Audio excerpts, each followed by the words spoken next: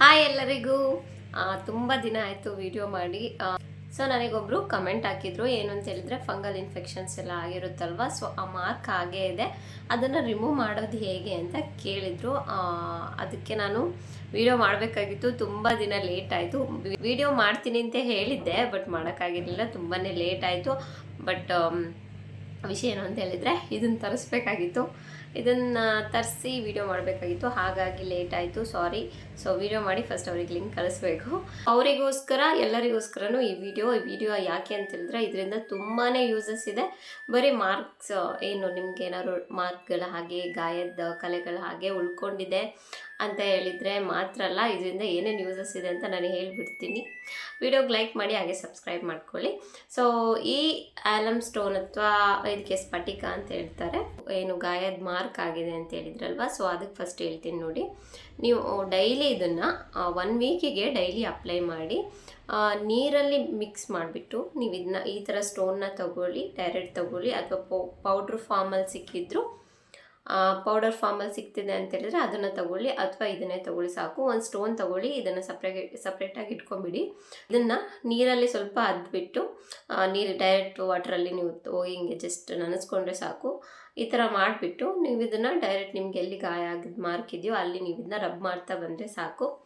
ಒಂದು 2 ರಿಂದ 3 ನಿಮಿಷ ನೀಟಾಗಿ ರಬ್ ಮಾಡ್ಕೊಳ್ಳಿ, ನೀರನ್ನ ಅದ್ದಿ ಮಾಡ್ಕೊಳ್ಳಿ. ಸೊ ಆಗ ಸ್ವಲ್ಪ ಹೊತ್ತಿಗೆ ಆ ಲೇಯರ್ ಏನು ಫಾರ್ಮ್ ಆಗುತ್ತೆ ಅದನ್ನು ಒಂದು 5 ನಿಮಿಷ ಅದೇ ಥರ ಬಿಟ್ಟು ಅದಾದಮೇಲೆ ವಾಶ್ ಮಾಡ್ಕೊಳ್ಳಿ. ವಾಶ್ ಮಾಡಿ ಆದ ನಂತರ ನೀವು ಮಾಯ್ಶ್ಚರೈಸರ್ ಪಕ್ಕ ಮಾಡಿಕೊಳ್ಳೇಬೇಕು, ಇಲ್ಲಾಂದರೆ ತುಂಬ ಸ್ಕಿನ್ ಡ್ರೈ ಆಗಿಬಿಡುತ್ತೆ. ಹಾಗಾಗಿ ಅದನ್ನು ವಾಶ್ ಮಾಡಿದ ನಂತರ ಮಾಯ್ಶ್ಚರೈಸರ್ ಅಪ್ಲೈ ಮಾಡ್ಕೊಳ್ಳಿ. ಅಥವಾ ಇನ್ನೂ ಒಂದೇನೆಂದರೆ, ನೀವು ಇದನ್ನು ಕೊಕೊನಟ್ ಆಯಿಲ್ ಜೊತೆಗೇ, ನಾವೀಗ ಗಂಧ ಎಲ್ಲ ತೇಯ್ತೀವಲ್ಲ, ಸೊ ಆ ಥರ ಕೊಕೊನಟ್ ಆಯಿಲ್ ಜೊತೆಗೇ ತೇಯ್ದುಬಿಟ್ಟು ಅದನ್ನು ಅಪ್ಲೈ ಮಾಡಿಬಿಟ್ಟು ಒಂದು 5 ನಿಮಿಷ ಬಿಟ್ಟು ವಾಶ್ ಮಾಡಿ ಮತ್ತು ಮಾಯ್ಶ್ಚರೈಸರ್ ಮಾಡ್ಕೋಬೋದು. ಏನಿಲ್ಲ ಅಂದರೆ 1 ವಾರ ತನಕ ಇದೇ ಥರ ಮಾಡಿ, ಅದಾದಮೇಲೆ ವಾರದಲ್ಲಿ 1-2 ದಿನ ಮಾಡಿದರೆ ಸಾಕು. ನಿಮಗೊಂದು ವಾರದಲ್ಲಿ ಸ್ವಲ್ಪ ಆದರೂ ಡಿಫ್ರೆನ್ಸ್ ಗೊತ್ತಾಗುತ್ತೆ.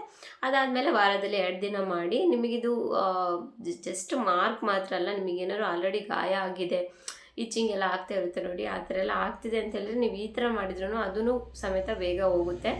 ಜೊತೆಗೆ ನಿಮಗೆಲ್ಲಾದರೂ ಡಾರ್ಕ್ ಮಾರ್ಕರ್ ಆಗಿದ್ದರೆ ಅದಕ್ಕೂ ಯೂಸ್ ಮಾಡ್ಕೋಬೋದು. ಅದಾದ ನಂತರ ಅಂಡರ್ ಆರ್ಮ್ಸ್ ಡಾರ್ಕ್ನೆಸ್ ಆಗಿದ್ದರೆ ಅಲ್ಲಿಗೂ ಯೂಸ್ ಮಾಡ್ಕೋಬೋದು. ಹಾಗೆ ನಿಮಗೆ ಪಿಂಪಲ್ ಮಾರ್ಕ್ಗಳು, ಪಿಂಪಲ್ ಎಲ್ಲ ಇದೆ ಅಲ್ವಾ, ಸೊ ಆ ಟೈಮಲ್ಲೂ ನೀವು ಯೂಸ್ ಮಾಡ್ಕೋಬೋದು.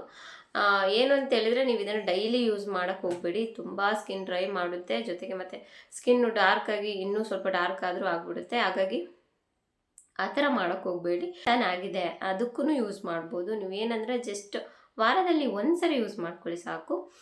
ತುಂಬ ಉಜ್ಜಿ ಎಲ್ಲ ಮಾಡೋದು ಬೇಡ. ಸ್ವಲ್ಪ ನೀರಲ್ಲಿ ನೆನೆಸ್ಕೊಬಿಟ್ಟು ನೀವು ಜಸ್ಟ್ ಫೇಸಿಗೆ ಈ ಥರ ರಬ್ ಮಾಡಿಕೊಂಡ್ರೆ ಸಾಕು. ಒಂದು 5 ನಿಮಿಷ ನಿಧಾನಕ್ಕೆ ಮಾಡಿಕೊಂಡ್ರೆ ಸಾಕು.